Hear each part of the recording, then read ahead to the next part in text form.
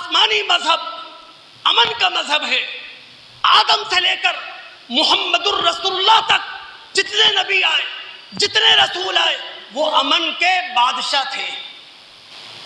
دوستو، مذہب اسلام میاں بیوی کی بیجا چپکلش کو پسند نہیں کرتا.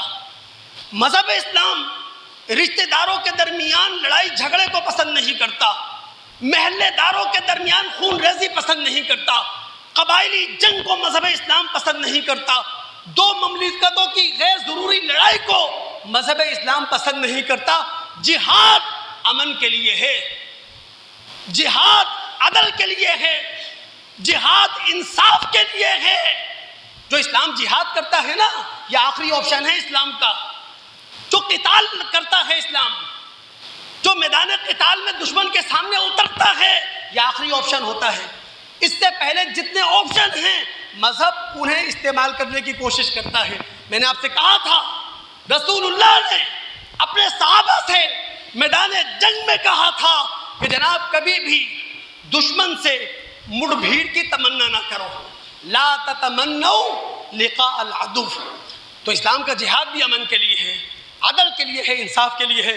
تو اول تاخیر شروع سے لے کر اختتام تک اسلامی مذہب کس کے لیے ہے؟ امن کے لیے.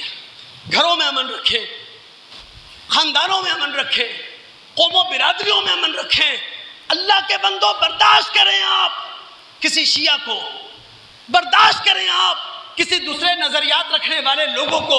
جب تک ہمارے اندر یہ تبدیلی نہیں آئے گی، عالمی اسٹیبلشمنٹ بھی ہمیں استعمال کرے گی، علاقائی اسٹیبلشمنٹ بھی ہمیں استعمال کرے گی.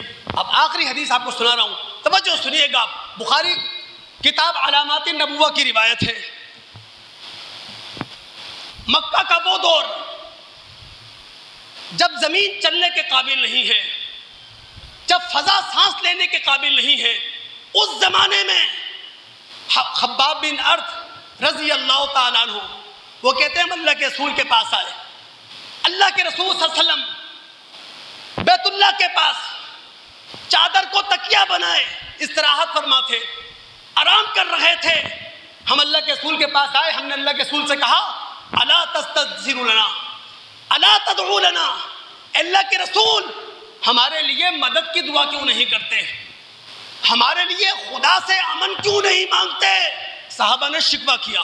رسول اللہ جو لیٹے ہوئے تھے اٹھ کر بیٹھ گئے، کہنے لگے تم سے پہلے جو لوگ ایمان لے کر آئے اس صاحب ایمان شخص کو گڑھے میں اتارا جاتا تھا، آریاں اس پہ چلائی جاتی تھی، لوہے کی کنگیاں اس کے جسم پر پھیری جاتی تھی.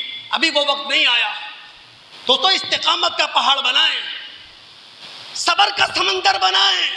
نہ ہم استقامت کا پہاڑ اپنے آپ کو بنا سکے، نہ صبر کا سمندر اپنے آپ کو بنا سکے. ہم سیاسی معاملے میں بھی آپے سے باہر ہیں، ہم مذہبی حوالے سے بھی آپے سے باہر ہیں. دوستو، خدا کی قسم اللہ رب العالمین، اس کا رسول کسی بھی درجے میں تشدد کو پسند نہیں کرتا، بد امنی کو پسند نہیں کرتا، لڑائی جھگڑے کو پسند نہیں کرتا. ہماری دعا ہونی چاہیے ہماری ذات سے کسی کو تکلیف نہ پہنچے، ہماری زبان سے کسی کو تکلیف نہ پہنچے. جب صحابہ نے رسول سے شکوہ کیا، اپنے مصائب کا رونا رویا، تو اس موقع پر اللہ کے رسول نے کہا تھا واللہ لیتمن اللہ ھذا الامر، اللہ کی قسم اللہ تعالیٰ اس دین کو غالب کرے گا. ایک شخص صنعاء سے چلے گا، حضرت موت تک آئے گا. دوستو، قابل توجہ بات یہ ہے رسول نے کب کہا؟ مکہ کے دور میں، جب رسول اللہ خود گالیاں سن رہے ہیں، کوستے سن رہے ہیں، صحابہ مارے کھا رہے ہیں.